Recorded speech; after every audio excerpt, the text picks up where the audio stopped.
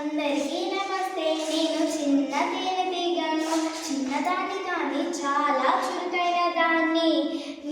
ఈరోజు మేము పువ్వుల దగ్గరికి వెళ్ళి తేనెను తయారు చేస్తున్నాం.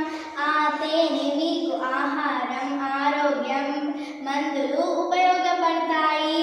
కానీ ఈ మనుషులేంటి, మా గుళ్ళను మమ్మల్ని చంపేస్తారు. విషపూరిత మందులు చల్లి మమ్మల్ని చంపేస్తున్నారు. మేము లేకుంటే ఈ పంటలు ఎలా వస్తాయి? మేము ఈరోజు జంతువులను ఎందుకు కాపాడాలో చెప్పబోతున్నాం. సీత, ఈ అడవి ముందు ఎంతో అందంగా ఉండేది.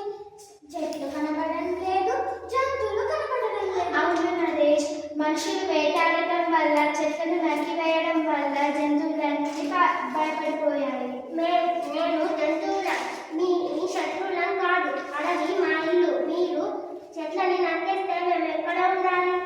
మమ్మల్ని క్షమించుకోలే. మేము అజ్ఞానంతో చెట్లను నరికి మీ అడవిని ధ్వంసం చేసేస్తున్నాం. బుర్రు, మీ వల్ల మా ఊర్లు కూడా పడిపోయాయి. పొలాలన్నీ పొడి పొడిగా అయ్యాయి. మాకు తాగడానికి నీళ్లు కూడా దొరకడం లేదు. అయ్యో, ఎంత బాధగా ఉందో. ఇప్పటి నుంచి మేము చెట్లు నాటుతాం, నీళ్లు పోస్తాం, మీ ఊర్లను కూడా సురక్షితంగా ఉంచుతాం. ప్రకృతి అందమైనది.